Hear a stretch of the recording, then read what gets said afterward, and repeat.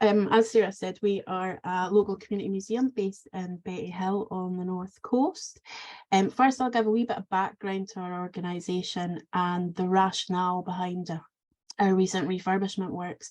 I'll then talk about our experience of offering a tourism offering in the church from both a building and a community point of view, and then run through some of the challenges that we experienced during the refurbishment work. And just to sort of touch upon Lisa's question earlier on, our building is a category B listing, so hopefully as I go through it, it might give you some idea of what is possible within a listed building. So the origins of our museum go back to the 1950s, and here it is in the 1950s when the idea for a community museum was first suggested by historian and broadcaster Dr. Ian Grimble. He pulled together a group of local people, and in May 1962 they'd secured the former Far Parish Church at Clachan for their premises through what must have been a very early community asset transfer. The project addressed two issues: what to do with a redundant church. Sorry if you can hear the small child crying in the background. So what to do with a redundant church that had been empty since the 1940s, and how the community could tell their own story and benefit from all the academic research that had been going on in the area at the time. The site itself had been a site of ecclesiastical interest for at least 1,000 years. The building was built in 1774 and has a long association with the story that we tell at the museum, namely the history of the local area, but through the context of the Highland clearances. And I'll discuss this further in a minute. The objectives of the refurbishment project itself was to continue to preserve our collection, meet our communities and existing visitors' needs, as well as meeting the needs of a new audience which was being brought past our doors by the North Coast 500. So this included repair and maintenance to the historic fabric of our building, improving the space throughout so that there was a better movement through the building of visitors, upgrading our interpretation and displays, and providing more facilities, so toilets, research rooms, storage space, retail space, improving the environmental conditions for our volunteers, visitors, and the collection itself. We also created a new annex building to house some of our larger objects, but also to improve the sustainability of our organisation overall. So what's it like providing a tourism offering in our church? Well, the first challenge is the building layout, and something that we had been aware of for a long time and which was highlighted during the pandemic was the difficulty of the layout of the building. The collection contained a lot of large agricultural and fishing objects which reduced the available floor space, as you can see here from our old displays, and visitor throughput was very difficult. So our solution was to build a bespoke workshop and exhibition space in the form of the annex here. So this is the new displays in our new building. And this was built on a section of graveyard overflow to the rear of the existing graveyard. And that was part of a community asset transfer from the Highland Council. Now the pulpit, as you can see here, dominates the main exhibition space, and this is part of the listing. It's mentioned in the list description. So of course it puts limitations on where you can all accommodate displays and interpretation. However, the pulpit itself is actually a very important part of the story that we tell, as the minister at the time of the clearances was obliged to translate a lot of the removal notices for his flock.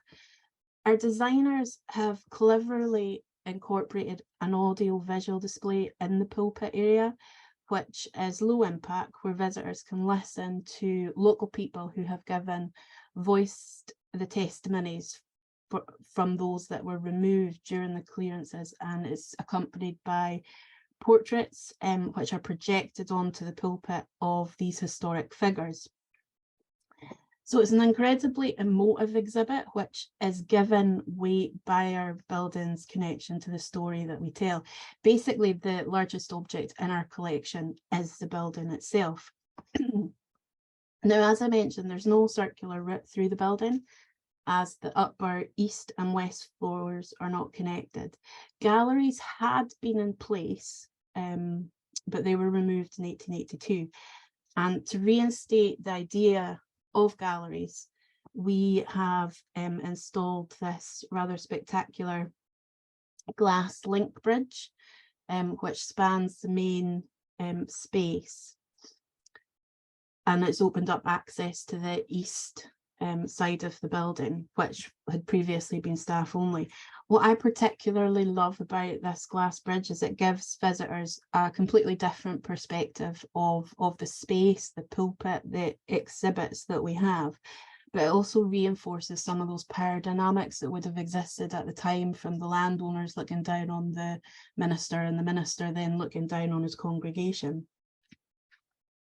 Now, of course, old churches tend to be cold and drafty, and ours was certainly no exception. This had impacts on visitors, staff, and the collection itself, which of course requires stable environmental conditions. So with no heating through the building was much too cold to open during the winter months.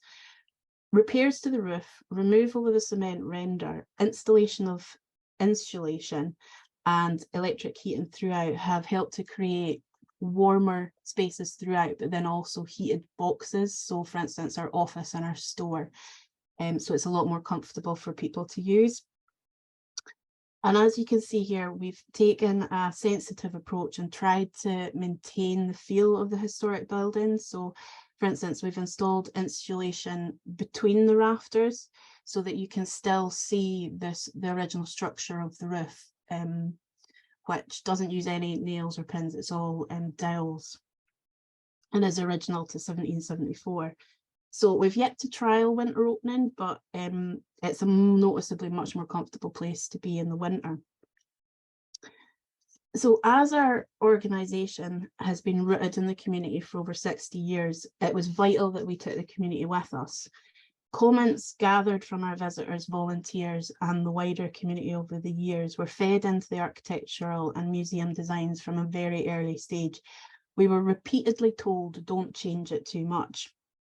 So both the architect and the museum designer ran consultation sessions with the volunteers and the board to find out what they actually needed their museum to be. Ultimately, the challenge was keeping the charm of the community museum whilst also meeting the expectations of potential new audiences and also meeting accepted guidelines for accessibility and good practice. So far, it's been met with universal approval, and in the words of one of our volunteers, it's wonderful. It's so much better than it was, yet it still feels like it belongs to the community. And I think that's the key. It still feels that it belongs to the community. Our building's also in a working graveyard, so the sensitivities of the site were at the forefront of our minds. So we ensured close liaison with Highland Council and had an agreement with our contractors that should any interments take place, that they would down tools. We also, sorry, that's the museum building itself during renovation works. So we also took over maintenance of the access road during the works and ensured that paths and access were maintained for the public wanting to access the graveyard. And again, this is something that we discussed with our contractors from the outset. Our works also benefited users of the graveyard. So this is our annex building here, as we improved accessible access to the site as much as possible through the creation of disabled parking bays, which are just to the rear of that white wall, and also level access to the graveyard via paving works to the annex site itself. So just sort of briefly going through some of the practical building fabric issues we encountered.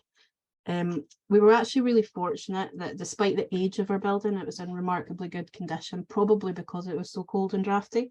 But our preliminary surveys didn't find any hidden or, more importantly, expensive problems other than archaeology, but I'll get back to that.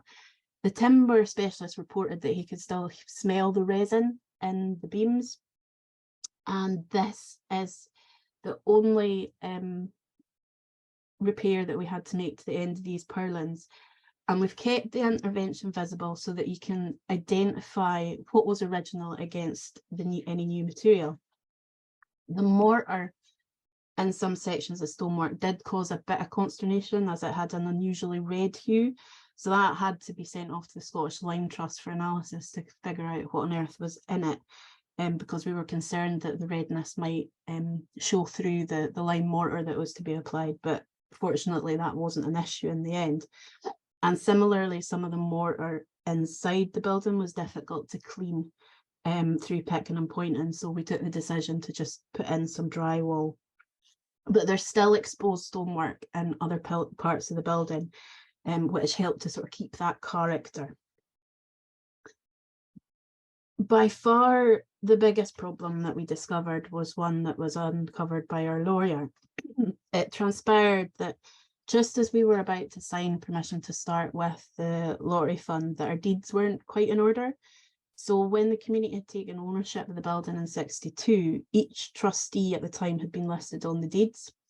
And when we transferred to a community limited by guarantee, we hadn't been properly advised that we should have the name of the company within the deeds rather than the individual members. So in essence, the historic anomaly meant that the original trustees had ownership of the building, but as none of them were still alive, it rendered the building, for all intents and purposes, ownerless. So this led to a lengthy and costly process through the courts in order to sort of remedy that issue so that we could proceed with our funders. So then I'll move on to archaeology, which I thought was worth mentioning because although our archaeological watching brief was on the original building, but then also on our new annex site, nothing was found during the investigations to our existing building. But I thought it was worth mentioning that it did lead to some exciting but expensive discoveries on the annex site. So our initial budget of £2,500 for the archaeology work crept up to 32,000, and we're now looking for another 90,000 to sort of take it to the next stage for conservation research and analysis of the things that we found, which was quite a shock.